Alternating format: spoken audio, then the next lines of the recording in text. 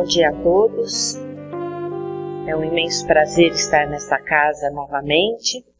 E para iniciar, estava vendo aí 25º ano Bodas de Prata, Raposo? Puxa vida, é uma comemoração que temos que ter mesmo, Então vamos comemorar com uma prece e convido a todos, para esta reflexão. Vamos então buscando Jesus para que nós possamos nos sentir bem, nos sentir acolhidos e que possamos então, assim, dar início à palestra desta manhã. Assim seja. Obrigado, senhor.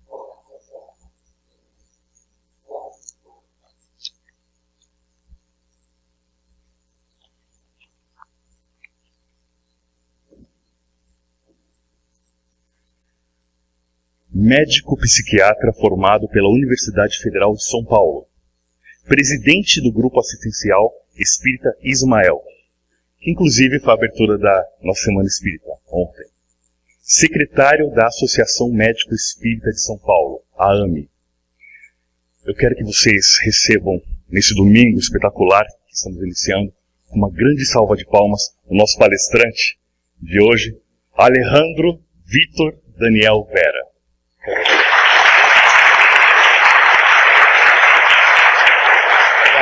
Se precisar, eu do lado sem Muito bom dia. Obrigado pela presença. Obrigado à casa pela acolhida. Obrigado à Uzi, a figura do Raposo, pelo convite que me foi feito o ano passado para a abordagem desse tema. Obrigado especialmente pelo tempo que me foi dado. 4 horas, é isso, Raposo? É muito tempo, Tem gente que está rindo já lá no fundo, mas pode ficar tranquilo. Vou reduzir um pouquinho a minha fala hoje. É sempre muito legal participar destes momentos, principalmente deste momento do movimento espírita de Osasco, que é a Semana Espírita, que é o momento de a gente poder circular pelas casas, poder conhecer novas pessoas, dividir novos momentos, dividir principalmente sentimentos. São esses momentos que fazem com que nós lembremos do cristianismo primitivo, na simplicidade da casa espírita, nesses instantes em que os cristãos primitivos, que antigamente eram chamados como os caminheiros, se reuniam nas catacumbas, nos lares das pessoas, para falar de Jesus, para falar do Evangelho, para tocar corações.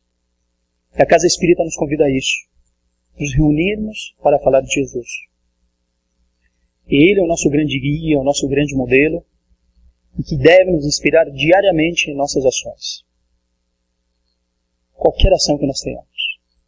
Sejamos médicos, sejamos professores, advogados, filósofos, sejamos trabalhadores comuns, que mesmo não tenhamos nenhuma profissão em si, mas é Jesus que deve inspirar as nossas ações a cada instante, a cada momento, que é o grande governador planetário. É Ele que clareia as nossas consciências, ilumina nossos corações, para que nós possamos ser instrumentos da sua vontade aqui na Terra. E falar sobre o médico espírita é falar sobre a importância do espiritismo, não só para as ciências médicas. Sabemos que o tema central da semana é justamente esse, Allan Kardec e as ciências, mas sabemos que o espiritismo ele rompe essa barreira da ciência. Ele vai muito mais além.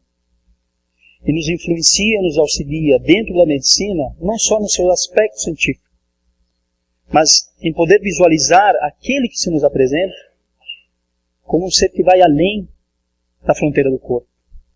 Um ser que não se limita a átomos e moléculas que são unidos, pelo menos na visão da ciência materialista ao acaso, mas que existe um ser atrás daquele corpo.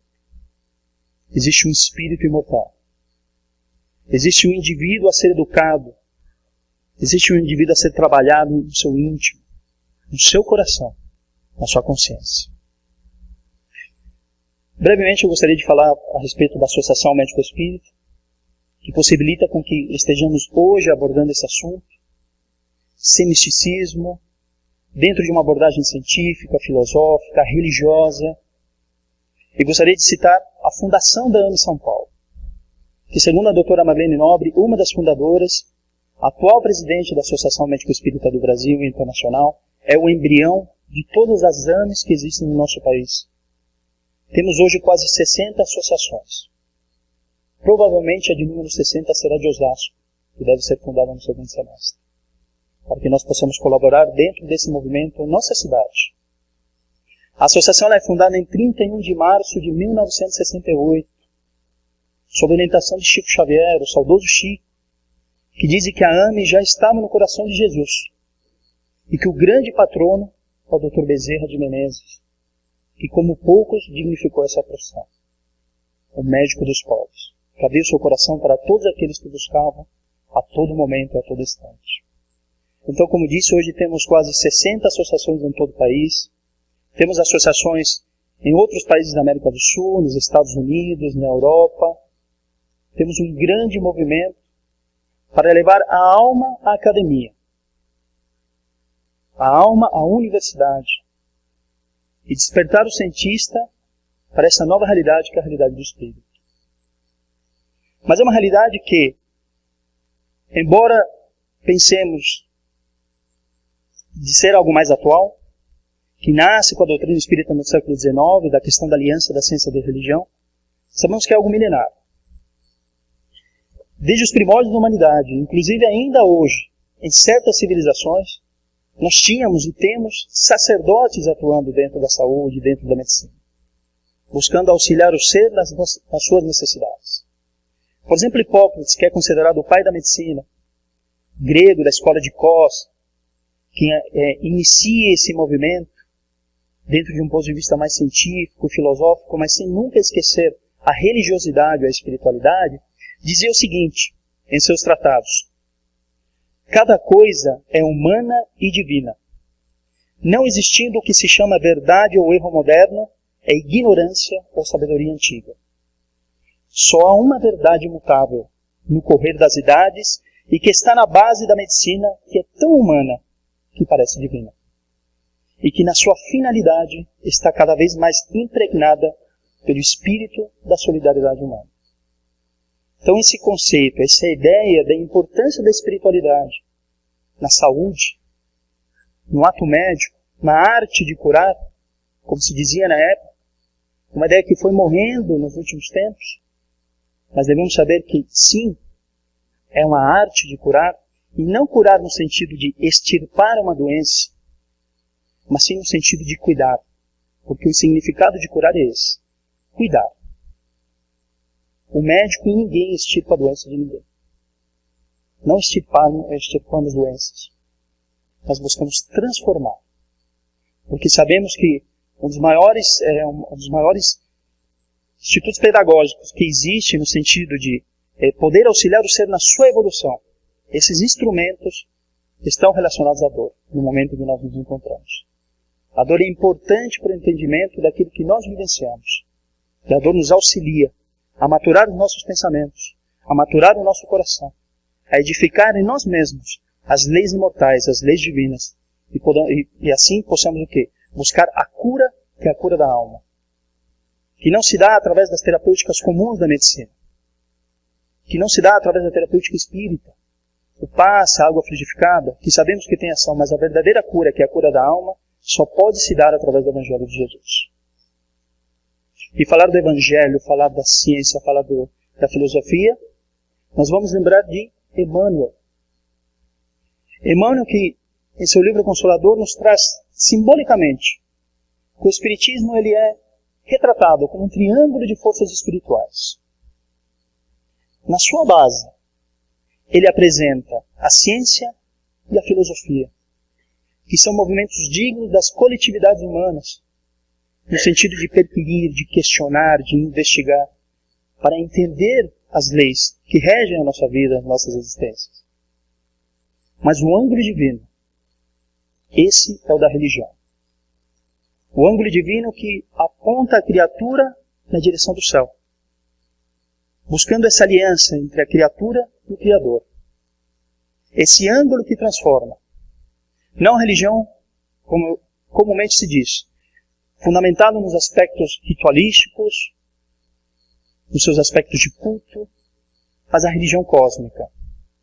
A religião que resgata a criatura, que nos educa, a religião que nos auxilia a nos percebermos como espíritos. Porque, como nos diz Teilhard de Chardin, que é um jesuíta católico, nós não somos humanos vivenciando experiências espirituais. Nós somos espíritos vivenciando experiências humanas. E quando nós consigamos alterar esse olhar, todo paradigma se altera. Nós vamos ter uma profunda alteração de paradigma. Quando percebemos que nós não vivenciamos experiências espirituais na Terra, vivenciamos experiências humanas. E deslocar esse olhar para o espírito faz toda a diferença na atuação da medicina, na atuação das ciências. Porque já não vamos mais focar o ser enquanto seu corpo físico, mas vamos focá-lo do ponto de vista espiritual. Por isso que não conseguimos fazer uma separação entre o que é ciência e religião. E Kardec já nos coloca isso no seu capítulo 1 do Evangelho segundo o Espiritismo. Essa obra que é monumental e que nesse ano comemora 150 anos de existência. É nesse capítulo 1 que ele nos coloca que ciência e religião são faces da mesma moeda, e são as duas alavancas da inteligência humana. Uma, a ciência, vai buscar explicar as leis da matéria, que igualmente tem como princípio Deus. E outra, a religião, explica as questões morais. Vai aprofundar dentro das leis morais, apresentando todas sempre com o mesmo princípio. E o traço de união entre uma e outra está no conhecimento das leis que regem o universo espiritual. Então, quando o Kardec nos coloca a doutrina, nos traz a codificação, e nos desvenda a ciência espírita, no sentido de nós entendermos as leis que regem a vida do espírito, ele nos desvenda um novo momento, um novo instante, dentro do entendimento das ciências psíquicas. Kardec, aliás, é considerado o pai das ciências mentais, das ciências psíquicas, por nos trazer um entendimento dos fenômenos. Aliás, ele vai além do fenômeno, porque fenômeno significa realidade aparente. Ele aprofunda essa questão e percebe que existem inteligências atrás disso. Nós temos no planeta, segundo Emmanuel, no seu livro Roteiro, por volta de 30 bilhões de espíritos. 7 bilhões encarnados, mais de 20 bilhões desencarnados na erraticidade. Então sabemos que somos constantemente influenciados pela espiritualidade. E conhecer essas leis, perceber essa interação entre o mundo corporal e o mundo espiritual é essencial para que nós possamos ter um novo entendimento das ciências médicas, de outros tipos de ciência, da filosofia, sobretudo da filosofia. Porque não vai restringir o indivíduo a uma paixão inútil, como nos coloca Sartre, que é um filósofo existencialista. O homem é uma paixão inútil. Ele se restringe ao nascer e viver. Mas Emmanuel nos coloca a diferença entre existir e viver. Nós, seres humanos, existimos como as pedras, existimos como as plantas, existimos como os animais, mas só nós, seres humanos, temos a capacidade de viver em plenitude, de buscar o entendimento das leis universais, por um longo processo de aperfeiçoamento, do qual nós já nos encontramos. Então o homem, ele ultrapassa esse entendimento da paixão inútil da linha existencialista da filosofia. Ele é muito mais do que isso. É um ser que vai mais além. Nós somos seres com um potencial enorme, com um potencial muito profundo, que necessita o quê? Ser trabalhado, aperfeiçoado. E para isso necessitamos dos diversos momentos reencarnatórios. Necessitamos sermos projetados na Terra, em nosso planeta, no intuito de poder trabalhar essas potencialidades, no intuito de poder trabalhar todos esses talentos que nós carregamos conosco, seja no nosso coração, no nosso íntimo, daquilo que Jesus já nos auxilia e vai nos despertar. Por isso que o ser humano, ele tem que ser visto não como uma figura simples, limitada ao seu corpo físico, mas apresentando complexos elementos que vão transcender a sua estrutura. E a doutrina nos revela isso, desses complexos elementos. Quando nos coloca que o homem, ele é formado não só pelo corpo físico, mas que o corpo físico ele se encontra sob o comando do espírito, do ser espiritual. e que, como intermediário, nós temos uma estrutura sutil, que explica uma série de fenômenos que é o perispírito. Com André Luiz, a ideia do perispírito ela se amplia. Campo mental, várias outras estruturas relacionadas ao perispírito, que nos abre um novo entendimento em relação à medicina, em relação ao cuidado que podemos ter em relação ao indivíduo que nos procura em sofrimento. Abre-se a possibilidade de novas terapêuticas. E Kardec conhecia bem isso. Kardec era um profundo conhecedor de medicina, das ciências médicas, e era magnetizador. E o magnetismo ele foi muito propagado, sobretudo no século XVIII, com Franz Mesmer, que, percebendo que ele tinha uma faculdade que poderia ser auxiliar os seus pacientes, ele acaba trabalhando com a questão do magnetismo, que é o nome que ele dá, que vai dar origem, inclusive, à hipnose, conseguindo curas fantásticas, curas físicas, curas que não se encontravam, as causas cujas não se encontravam no corpo físico, mas que poderiam ser percebidas no campo sutil. E Mesmer trabalhava, através do magnetismo, essas curas, para poder auxiliar o ser em sofrimento. Ele foi ridicularizado na época, principalmente porque aqueles que o queriam imitar não conseguiam obter o mesmo sucesso. E Mesmer, que era médico, que desenvolveu a técnica do magnetismo, que entendia como esse processo se dava, dizia: vocês não conseguem fazer o que eu faço porque não têm amor. Colocando o sentimento acima de tudo. Eu posso ter a técnica, eu posso conhecer as leis que regem os mecanismos fisiológicos dentro de um processo de cura, mas se não tiver sentimento, nada eu consigo. E Mesmer já dizia isso no século XVIII. Kardec conhecia muito bem a questão do magnetismo e a importância do sentimento na ação, no cuidado do próximo. Então Kardec ele vai ampliando naquele instante, conhecedor aí do magnetismo, desvendando os fenômenos espíritos, através das mesas girantes, dos fenômenos psíquicos, dos fenômenos inteligentes. Ele inicia um novo momento dentro do entendimento da mente, dentro do entendimento do ser humano.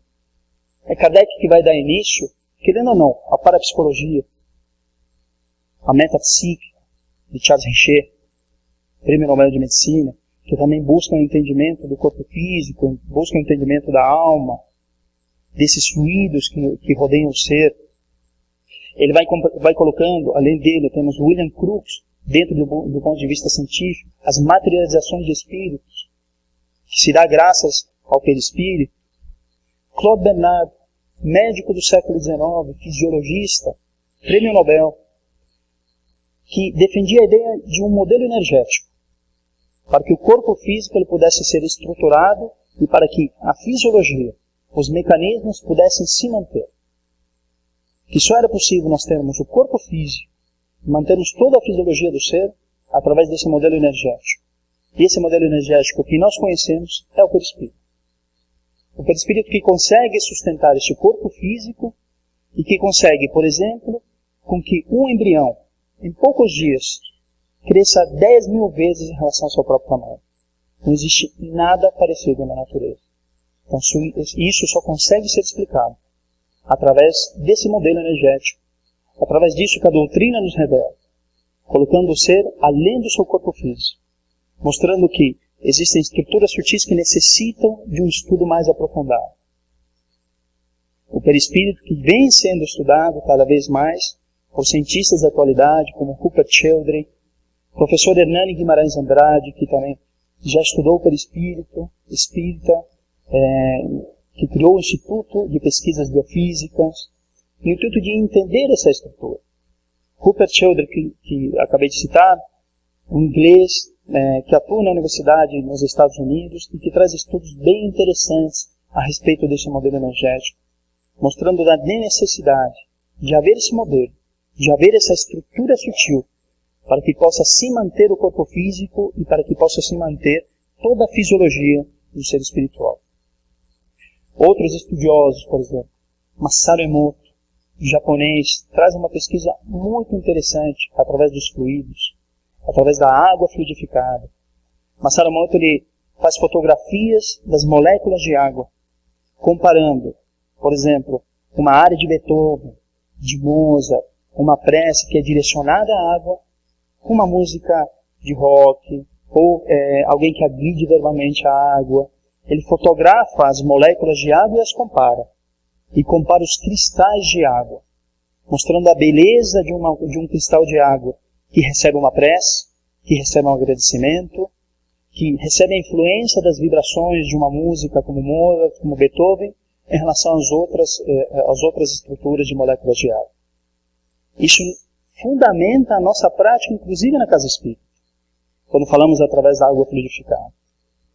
Porque um ambiente que é um ambiente sadio, um ambiente onde reina a vibração de paz, de tranquilidade, de carinho, de amor, que acaba sendo trabalhado em cima das moléculas de água, transformando cada uma delas, criando novos cristais que vão atuar em nosso corpo sutil, que vão atuar inclusive no nosso corpo físico. Vamos lembrar que o nosso corpo é de 60% a 70% de água. Então isso fundamenta inclusive a importância da oração, a importância da prece, a importância dos bons pensamentos, a importância de buscar sempre as melhores escolhas, no intuito de alinhar os nossos sentimentos, de alinhar as nossas ideias para uma saúde mental e uma saúde física. Já que isso vai ter um forte impacto sobre a nossa estrutura orgânica, a nossa estrutura física, mas a nossa estrutura sutil, perispiritual. São estudiosos que vêm despertando para o entendimento de uma ciência que busque a ciência do espírito, não só a ciência do corpo físico.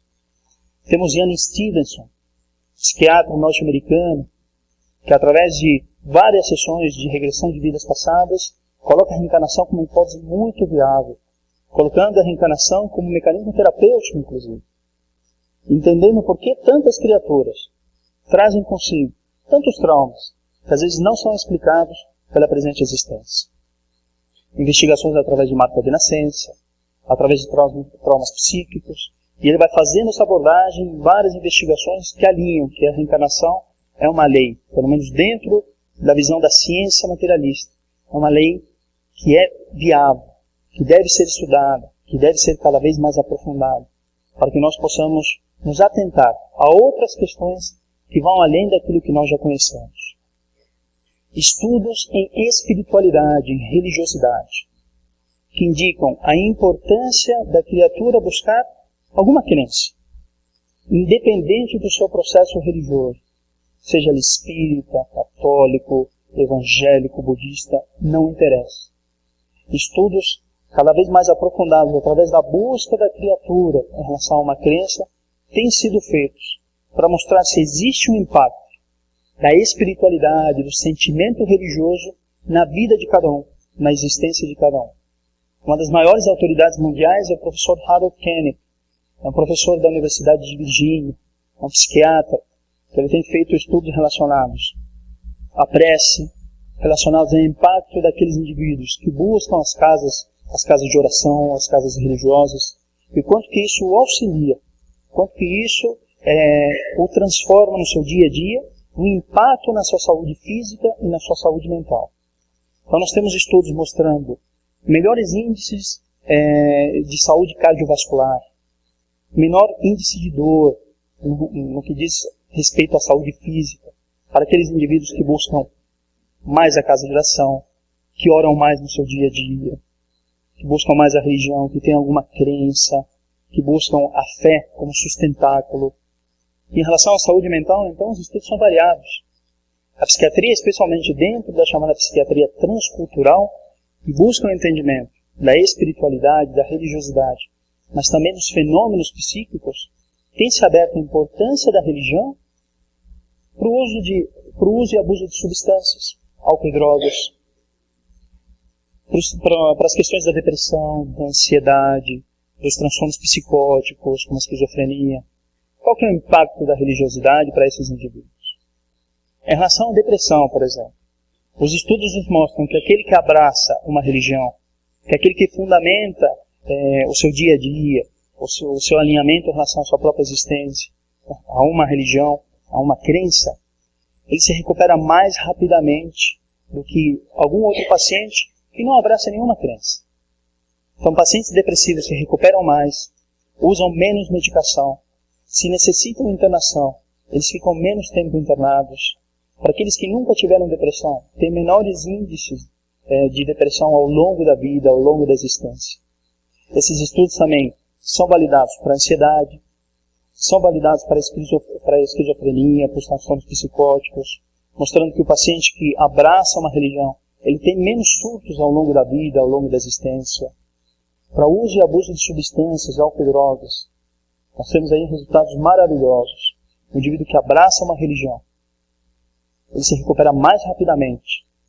Ele encontra mais suporte social, mais suporte das pessoas que o rodeiam.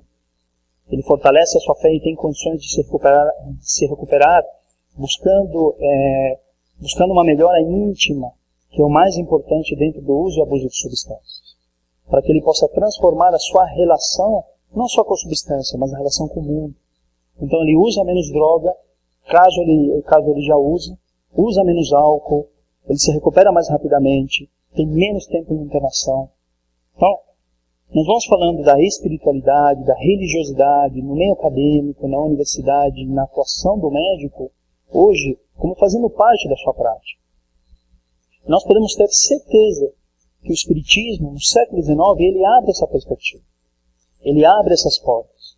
Para que hoje a espiritualidade ele possa ser vista dentro do seu paradigma científico. E não como um misticismo.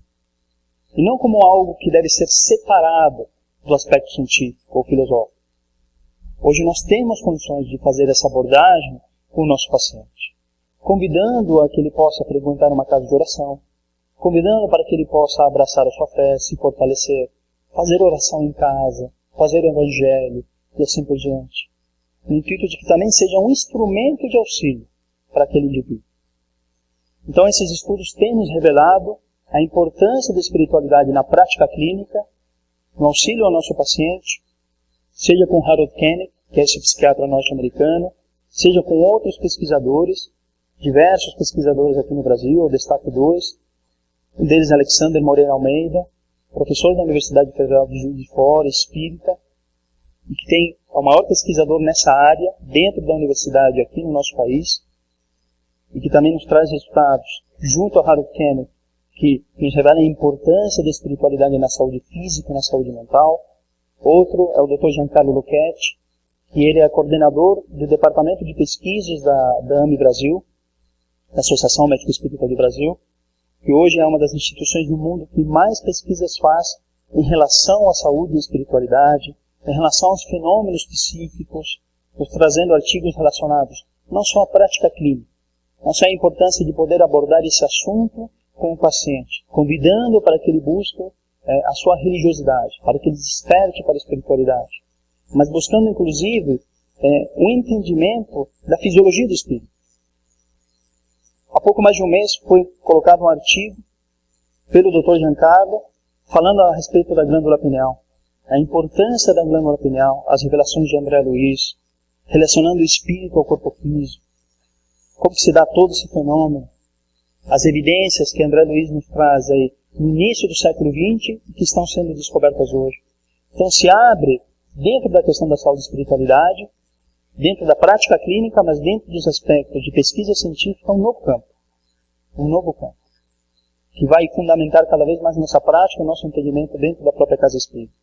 Então é um momento muito importante que nós estamos vivenciando, um momento assim em que as portas estão sendo escancaradas em relação à saúde e espiritualidade, a importância da ciência, a aliança, a religião, e que nós devemos o quê? Buscar levar isso adiante sempre com muito carinho, com muito amor, com muito respeito, sabendo que as pesquisas científicas fundamentam a nossa prática. A filosofia que é trazida pela doutrina espírita nos auxilia a ver em nosso irmão um ser que vai além do corpo físico. Esses dois aspectos como sendo aspectos fundamentais. Mas o ângulo divino, como nos coloca Emmanuel, na figura simbólica do triângulo de forças espirituais, esse é o da religião. É fundamental. Porque se nós vivemos a era do Espírito, avançando em aspectos científicos e filosóficos, o que se faz necessário é vivenciar o Evangelho de Jesus. É fundamental.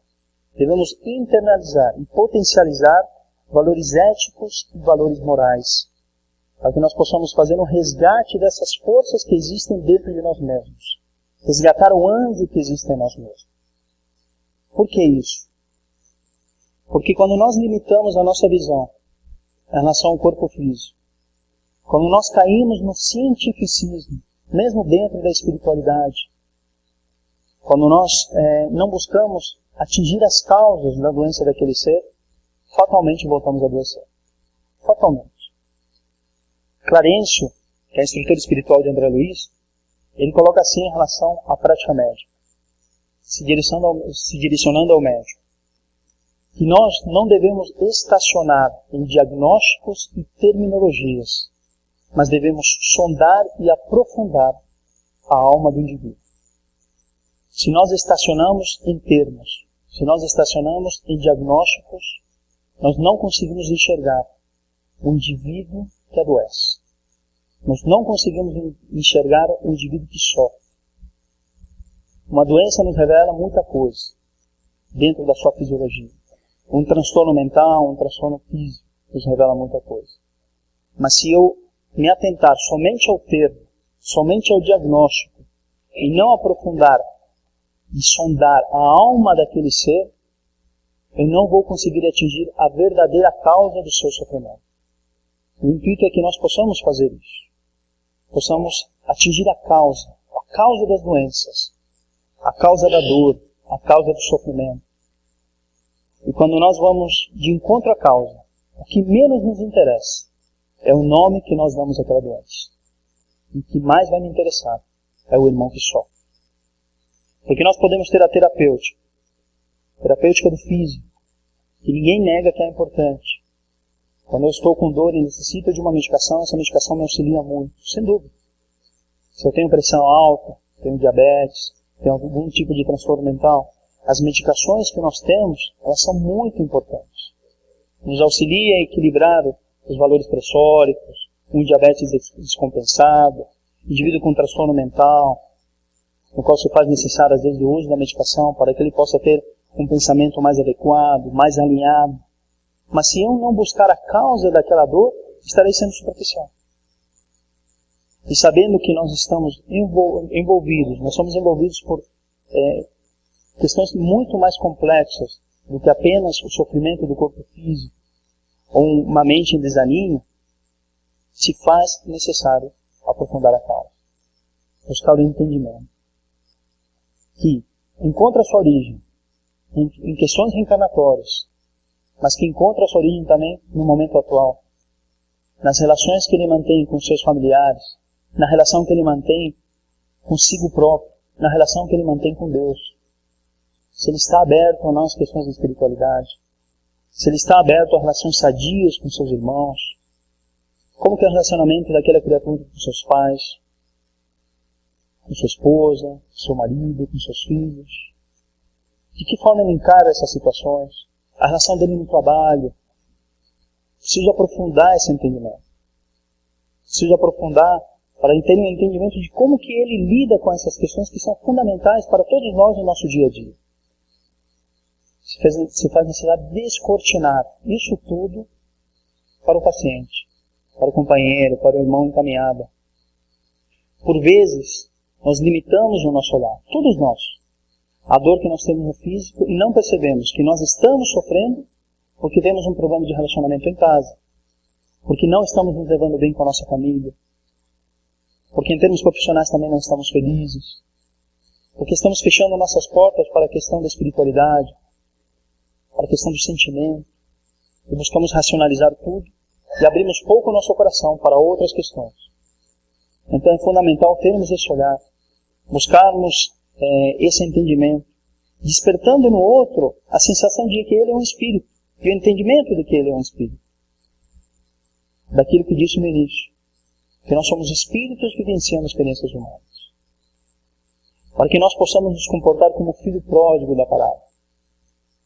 Retornar à casa do Pai. Joana de Ângeles traz uma imagem muito bonita a respeito, um entendimento muito bonito a respeito da parábola do filho pródigo. Colocando entre instâncias psicológicas. O filho pródigo é como o ego, que é uma instância que lida mais no dia a dia. E de encontro com o Pai, ele vai se fundir. É o ego com uma outra instância que nós chamamos de id. Essa fusão entre criatura e Criador, dentro do entendimento da parábola do filho pródigo, de encontro da criatura, de encontro com o filho e com seu Pai, é o que faz esse aperfeiçoamento, esse entendimento de que nós somos criaturas e de que eu e o Pai somos um, como nos coloca Jesus. Jesus nos traz isso, não porque ele fundiu a sua individualidade no Criador, ou porque ele mesmo era o Criador. Ele coloca isso por já entender, porque já compreendeu o que é Deus. E essa perfeita harmonia entre criatura e Criador faz com que nós alcancemos a chamada saúde integral. Emmanuel nos coloca aqui, saúde é a perfeita harmonia da alma. Então, essa perfeita harmonia ela vai se dar, de fato, no momento em que nós compreendamos quem somos nós, o que é Deus, e nós consigamos vivenciar o Evangelho de Jesus no nosso dia a dia, tendo um entendimento perfeito das leis que regem a nossa existência, através daquilo que nos é trazido pelo Espiritismo e que é a religião cósmica.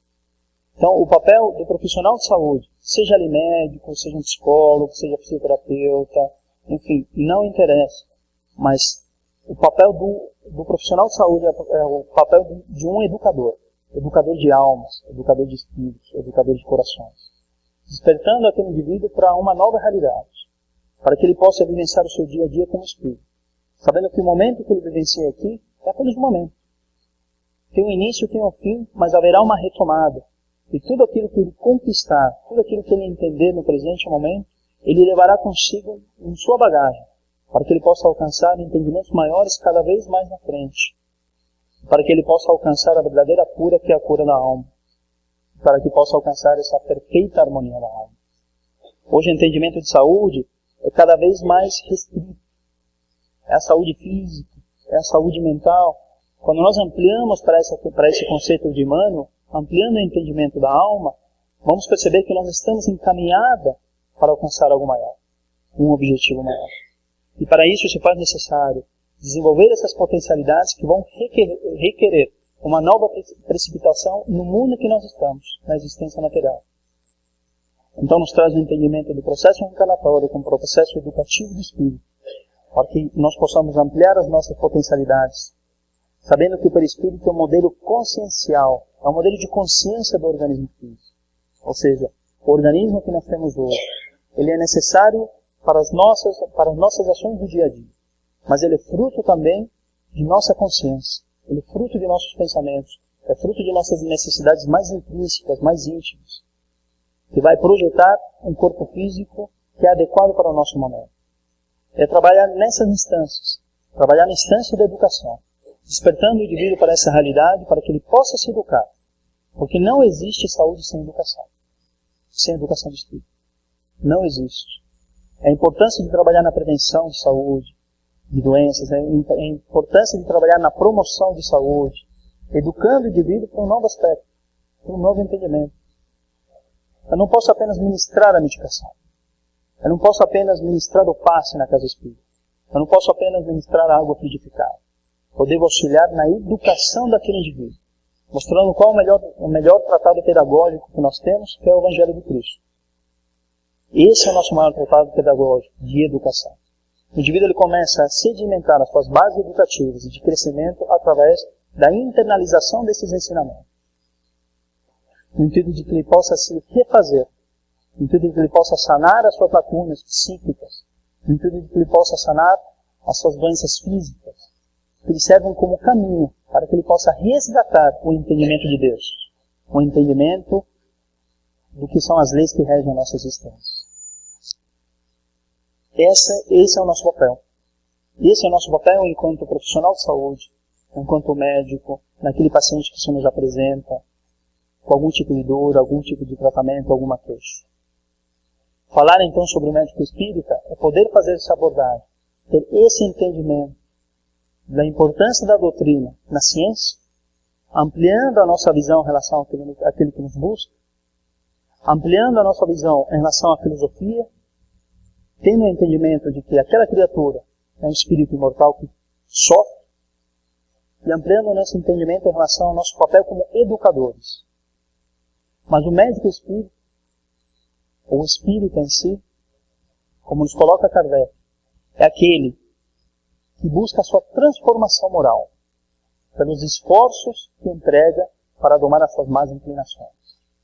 O verdadeiro espírito, como nos coloca Kardec no capítulo 17 do Evangelho segundo o Espiritismo, é aquele que é caridoso, é aquele que se abre para o outro, ampliando as possibilidades de auxílio, abrindo o seu coração e estendendo as suas mãos. Nós não temos condições de falar do médico espírita apenas do ponto de vista científico ou filosófico, senão caímos dentro daquilo que diz o cientificismo. E o cientificismo não auxilia nada. Eu posso dominar todas as técnicas de entendimento da fisiologia espiritual, de como se dá essa relação mente-corpo, espírito-corpo. Entender como que é essa relação do perispírito com o seu corpo físico. Entendendo que é um modelo de organização que depende basicamente das estruturas mentais, que o paz pode auxiliar aquele indivíduo energeticamente, do ponto de vista físico e da sua saúde psíquica. Eu posso ter um entendimento que a água fluidificada dentro da casa espírita, ou mesmo quando ele se permite dentro do seu lar, fazendo uma oração na água, vai ajudá-lo do ponto de vista orgânico. Eu posso dominar essas técnicas do magnetismo, mas se não tiver amor, se não tiver caridade, como nos coloca o apóstolo, nós nada seríamos. Então se faz necessário esse entendimento de que o espírito, seja ele médico ou qualquer outra profissão, ele deve ser caridoso. Ele deve se esforçar para a transformação moral. Ele deve ser o verdadeiro cristão. Aquele que já entende de alguma forma, ou já se coloca no caminho para a compreensão das leis divinas. Como nos coloca Jesus no livro Jesus no Lar, de Neio Lúcio. Um livro fantástico, que mostra Jesus na intimidade com os apóstolos, quando nasce o Evangelho no lar, na casa de Pedro. Em um dos capítulos ele diz o seguinte: em verdade, há muitos trabalhadores no mundo que merecem a bênção do céu, pelo bem que proporcionam ao corpo e à mente das criaturas. Mas aquele que educa o Espírito Eterno, ensinando e servindo, paira acima de todos. Mais adiante ele fecha com essa informação: a sabedoria e o amor são as duas asas dos anjos que alcançaram o trono divino. Mas em toda parte, quem ama segue à frente daquele que simplesmente sabe. Eu posso ter o saber das ciências médicas, posso ter o saber das ciências psíquicas, posso ter o saber da ciência espírita, mas se não tiver amor, como nos coloca Jesus, se não tivermos o espírito de solidariedade, de caridade, pouco fazemos por nosso irmão. E o amor em ação é caridade. O amor em movimento é caridade. E o bom espírita ele vai se caracterizar pela caridade. Fora da caridade não há salvação. Posso dominar todas as técnicas, mais uma vez. Mas como nos coloca o apóstolo, ainda que eu falasse a língua dos homens e dos anjos, e não tivesse caridade, seria como um metal que soa ou como um sino que tine. E ainda que tivesse o dom da profecia, e conhecesse todos os mistérios e toda a ciência, e ainda que tivesse toda a fé, de maneira tal que transportasse os montes, e não tivesse caridade, nada seria. E ainda que distribuísse toda a minha fortuna para sustento dos pobres, e ainda que entregasse o meu corpo para ser queimado, e não tivesse caridade, nada disso me aproveitaria. A caridade é sofredora, é benigna. A caridade não é invejosa. A caridade não trata com leviandade, não se ensoberbece. Não se porta com decência. Não busca os seus interesses, não se irrita, não suspeita mal. Não folga com a injustiça, mas folga com a verdade. Tudo sofre, tudo crê, tudo espera, tudo suporta. A caridade nunca falha, mas havendo profecias, serão aniquiladas. Havendo línguas, cessarão. Havendo ciência, desaparecerá. Porque em parte conhecemos e em parte profetizamos. Mas quando vier o que é perfeito, então o que o é em parte será aniquilado. Quando eu era menino, falava como menino, sentia como menino, discorria como menino. Mas logo que cheguei a ser homem, acabei com as coisas de menino. Porque agora vemos por espelho e enigma, mas então veremos face a face. Agora conheço em parte, mas então conhecerei como também sou conhecido. Agora, pois, permanecem a fé, a esperança e a caridade. Destas três, a maior delas é a caridade. Que nós possamos todos, indistintamente, trabalharmos sempre por Jesus, ainda que nossa oficina esteja localizada no deserto de consciências. Obrigado.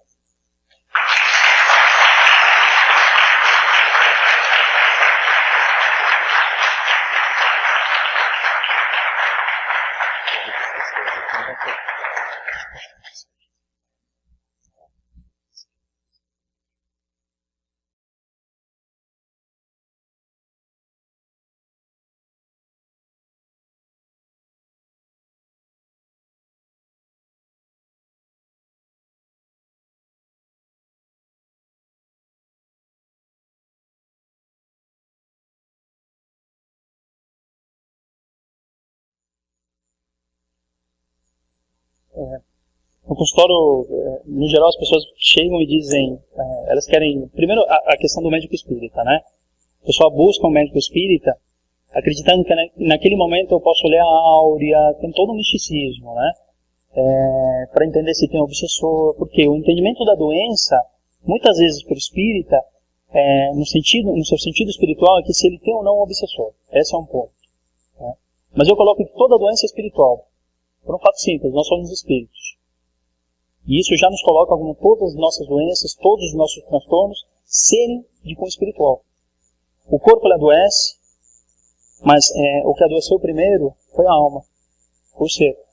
Então, isso ele vai se projetar no corpo físico. O intermediário é a matriz. A matriz é o corpo perispiritual. E nós temos dentro dessa matriz, dentro do perispírito, uma base genética que é fundamental para o nosso entendimento em relação às doenças. Que existe uma relação hereditária? Existe. Como que se dá isso essencialmente? Ainda nós não sabemos. Existe inclusive uma base relacional sobre as doenças nos transtornos mentais, na questão da hereditariedade. Então é muito interessante. Né? Um tempo atrás eu ouvi que uma família com mais de 40 casos de transtorno bipolar, então isso mostra que existe um forte componente genético, diabetes da mesma forma, pressão alta. Então existe um componente genético, existe um componente hereditário? Existe. Mas isso mostra por que essa população, né, se reúne na mesma família, por que essas pessoas estão congregadas na mesma família. Por que se dá dessa forma, ainda nós desconhecemos, mas que existe uma relação de espíritos que estão congregados na mesma família e que às vezes se faz necessário adoecer de alguma forma, no intuito de que ele possa aprender algum aspecto dentro da moralidade, dentro dos valores éticos, enfim. A doença tem esse papel. Alinhar, é poder educar. Então existe essa relação? Existe. Como que isso se dá? Em essência, ainda nós desconhecemos.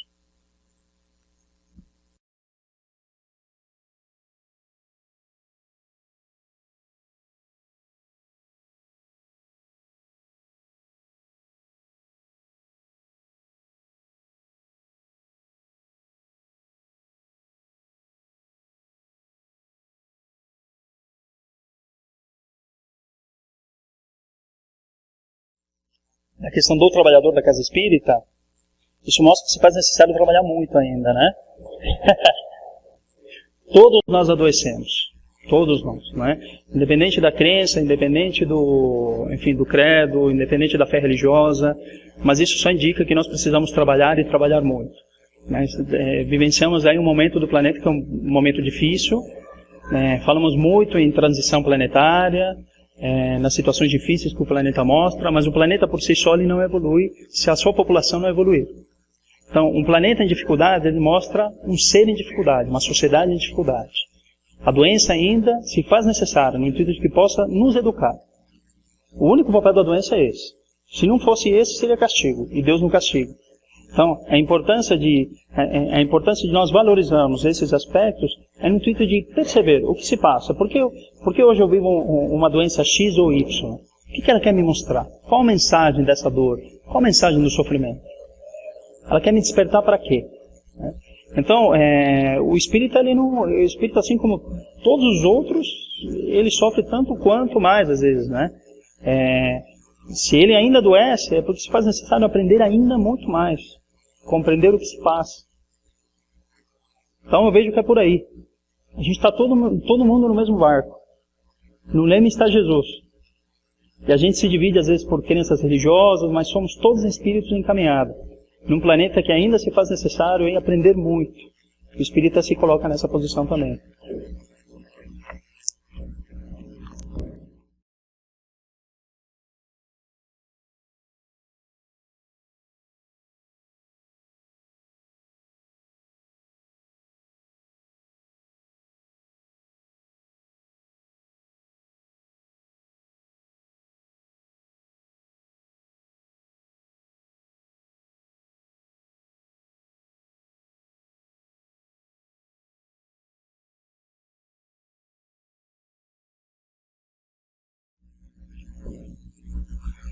A esquizofrenia é uma doença específica dos transtornos psicóticos, né, que vai se caracterizar principalmente por um rompimento no dia a dia, ou seja, é um indivíduo que muitas vezes ele está trabalhando, ele está estudando, tem uma vida social ativa, e em algum momento ele apresenta um surto. Ele rompe com a realidade, né, mas um único surto não caracteriza a esquizofrenia, sim vários surtos.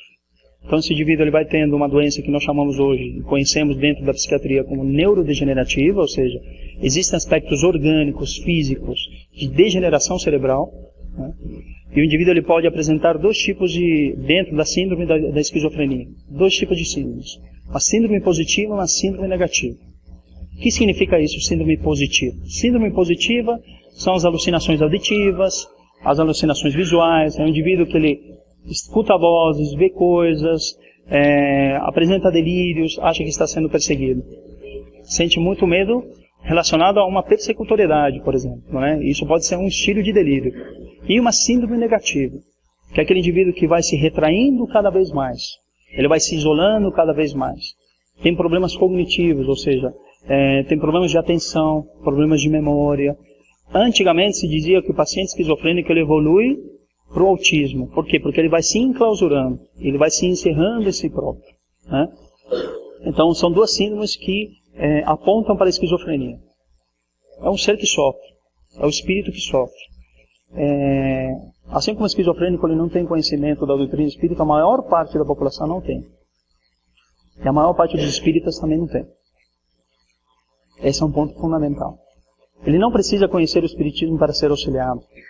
Mas se nós abrirmos o nosso coração, podemos auxiliá-lo, despertá-lo para a crença em Deus de alguma forma, auxiliando através da prece, através da oração, nós vamos já estar ajudando muito aquele indivíduo. Muito. As medicações para alguém que é portador de esquizofrenia são fundamentais, ajudam demais, auxiliam para que aquela pessoa tenha um pouco mais as suas ideias organizadas, ele não tenha tantos delírios, tantas alucinações, para que ele possa se recuperar aos pouquinhos, mas indicando que a espiritualidade ela é importante, sem dúvida, ela é fundamental.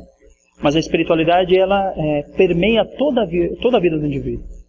Nós temos a espiritualidade quando ele se relaciona bem com os pais, se relaciona bem com a família, se relaciona bem no trabalho, é poder ressocializar aquele indivíduo.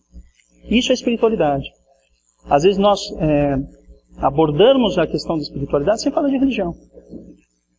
Às vezes fazemos uma abordagem tocando na questão da espiritualidade sem falar de Deus.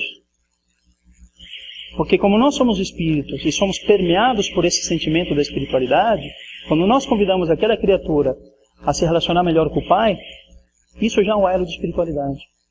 Já estamos despertando o sentimento naquela criatura. É uma doença crônica, que não tem cura do ponto de vista científico, assim, na presente existência, que se faz necessário um uso crônico de medicação, mas que, tendo a visão do espírito, nós sabemos que tem cura.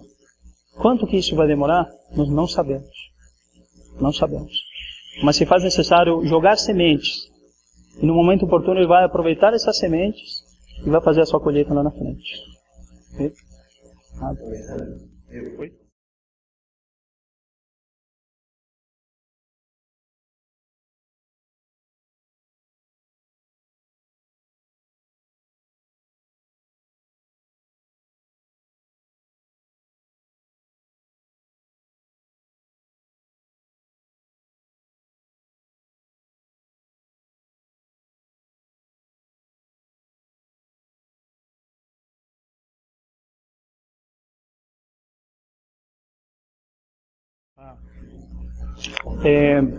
Como disse, hoje a gente tem mais de quase 60 AMEs em todo o Brasil, né?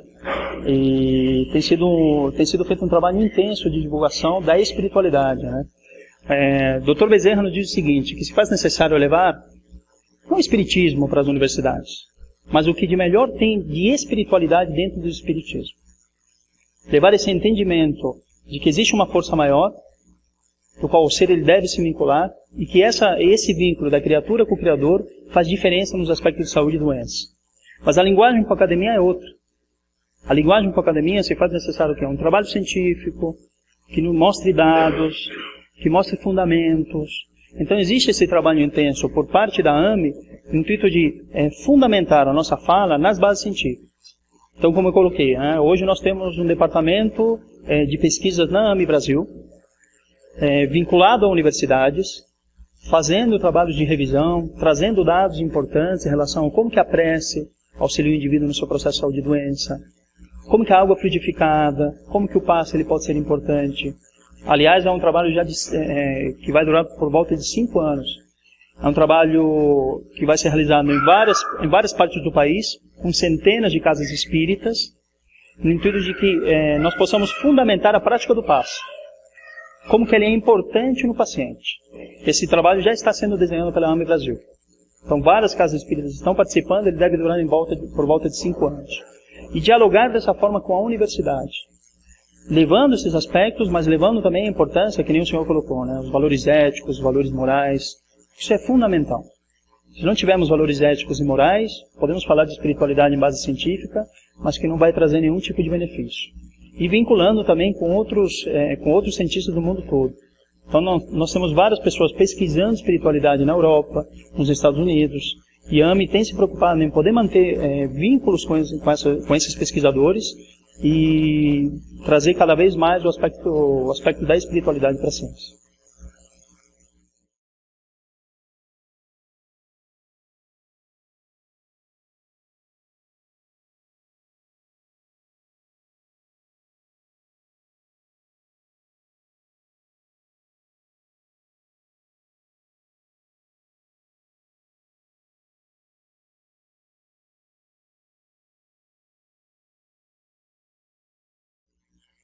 Na verdade, muitas dessas informações que nós temos, da importância da glândula pineal na relação espírito-corpo, são através de André Luiz. Né?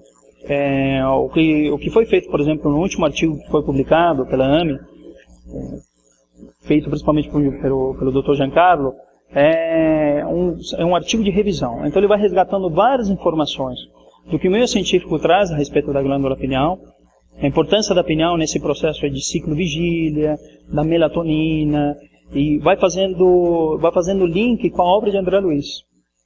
E mostrando que André Luiz já dizia isso no início do século XX.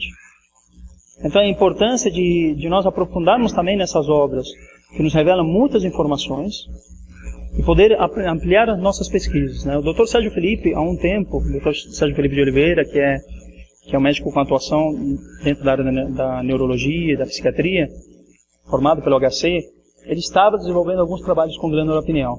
Né?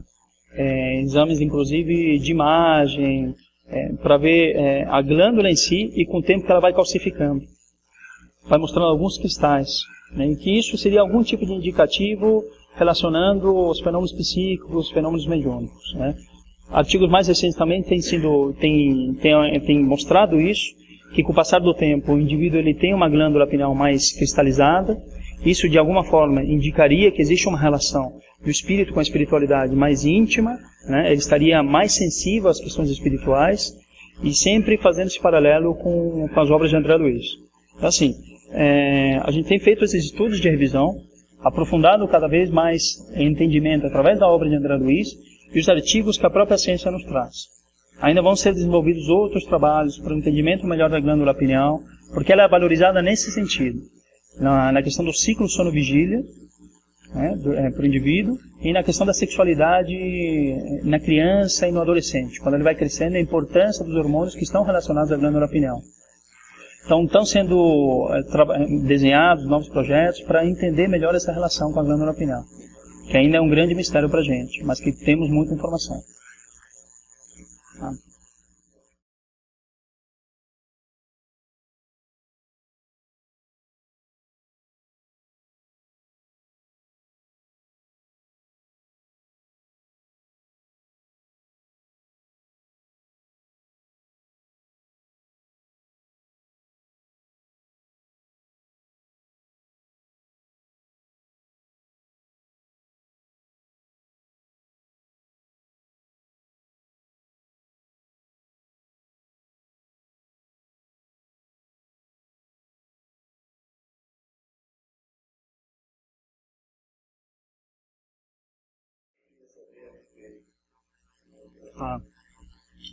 A depressão é um transtorno complexo, né? Hoje, entre as 10 doenças que mais atingem as pessoas no mundo, a segunda é a depressão. Em 2020 vai ser a primeira, atingindo mais de 20 milhões de pessoas, né? É um transtorno complexo porque envolve vários níveis. Nós temos várias divisões em relação à depressão, que pode variar desde a leve, moderada, grave, com ou sem sintomas psicóticos, aquilo que eu estava dizendo, pode ter alucinação auditiva, visual, muita prostração, uma apatia profunda, pode ou não haver tristeza, isso é muito interessante. No geral, nós vinculamos a depressão à tristeza, mas existem muitos pacientes profundamente deprimidos que, quando você questiona se ele está triste, ele diz que não. Ele não tem um sentimento de tristeza, mas tem vários outros elementos que nos auxiliam a fazer um diagnóstico de depressão. É importante trazer essa questão da tristeza, né? Porque se confunde muito a tristeza com depressão. Nós estamos num momento tão difícil que a gente não suporta ficar triste. Não suporta. E a tristeza é um sentimento natural do ser humano, do espírito, que bem trabalhado nos ajuda muito. Então, existem dois fenômenos. Um, que existe muita depressão, de fato, cada vez mais diagnosticado. E outro fenômeno que está sendo diagnosticado a tristeza como depressão. E aí o indivíduo triste ele é medicado, sem necessidade. E às vezes o indivíduo deprimido ele é muito medicado. Então aí é claro que vai de profissional para profissional. Mas se eu considerar, né, se eu tenho uma visão mais ampla daquele indivíduo que deprime, eu vou me remontar às causas daquele sofrimento que leva aquele indivíduo a deprimir. Eu vou trabalhar dentro de um aspecto das medicações, sabendo que se eu aumentar mais ainda não vai ajudá-lo, porque eu preciso trabalhar outras questões em relação ao indivíduo que deprime. A medicação é importante, ela é fundamental. Ela é fundamental. Que podem existir outros aspectos relacionados, como a mediunidade, podem existir. Mas isso é causa de depressão? Não. Mediunidade não é causa de depressão, assim como a obsessão não é causa de doença nenhuma. A obsessão é um agravante. A obsessão pode ser um aspecto que desperta a doença naquele indivíduo. Então, voltando rapidamente em relação à esquizofrenia. Eu tenho pacientes portadores de esquizofrenia, aqui na casa espírita, disseram que não era para acompanhar com o médico, porque o que ele tinha era mediunidade. Isso é perigoso. Isso é perigoso. As casas espíritas, dentro de um estudo que foi feito em São Paulo, não todas responderam, mas boa parte que respondeu, se levantou o número de 60 mil atendimentos por mês. Isso é mais atendimento do que o Hospital das Clínicas de São Paulo e que a Santa Casa. É muita gente que procura essa casa espírita para ser auxiliado. E os dois maiores diagnósticos foram câncer e depressão. Muita gente procura a casa espírita deprimida, querendo auxílio. E quando essa doença é identificada, se faz necessário encaminhar aquela pessoa para o médico. Porque a medicação vai ajudar. A medicação ela é importante. E não podemos nos ater só à questão mediúnica. A questão mediúnica, que deixa o indivíduo mais sensível, por ser mais sensível, digamos que ele está mais predisposto a outros tipos de sentimentos, tudo bem, mas isso não indica que o indivíduo vai adoecer. Quando existem recaídas, isso não é infrequente, pelo contrário, muitas pessoas têm recaídas dentro de um processo depressivo, que às vezes tomam medicação durante anos. Se faz necessário uma abordagem que desperte para as verdadeiras causas daquele processo depressivo. Eu tenho pessoas que tomam medicação há 10, 15 anos. 10, 15 anos. Em dosagens muito baixinhas. E se eu desse um tic-tac, seria a mesma coisa. Mas ela tem uma relação de dependência com a medicação, que quando você tira aquela dosagem baixinha, que não é nem para depressão, ela piora. E aí quando você vai ampliar a tua visão em relação à depressão, muitas vezes as mesmas ferramentas que aquele indivíduo utiliza para tentar melhorar hoje, são as mesmas que ele utilizava há 10, 15 anos quando ele ficou deprimido. Tem alguma coisa errada. Se faz necessário mudar essas ferramentas, ou utilizá-las de uma forma diferente. Se eu mantenho o meu mesmo padrão de pensamento, os mesmos sentimentos, e não busco mudar algumas coisas na minha vida, eu vou ter pouco sucesso na melhora de uma doença. Então, quando existem recaídas frequentes dentro de um processo depressivo, se faz necessário se olhar, ser honesto consigo próprio, ter coragem para se olhar e ver onde que eu posso melhorar, onde que a coisa está pegando, onde que eu preciso mudar. O que a doença está me dizendo? Estou sendo convidado para quê? quando me permito esse mergulho profundo dentro de mim mesmo, quando me permito a mudar essas ferramentas, a me educar, a alinhar uma outra forma de agir perante mim mesmo e perante a vida, fatalmente vai ter uma melhora. Fatalmente. Todos aqueles que eu percebo que se permitem esse olhar profundo, seja no seu dia a dia, seja na relação com a família, na relação com a casa espírita, com algum processo religioso, ou se utilizando da terapia, através da psicologia, como instrumento importante de auxílio, quando essa pessoa se permite a se olhar, a se conhecer, ela modifica, ela melhora. Então esse é o caminho. Medicação é importante, mas não é o essencial. O essencial é a pessoa se modificar, se conhecer. Ok?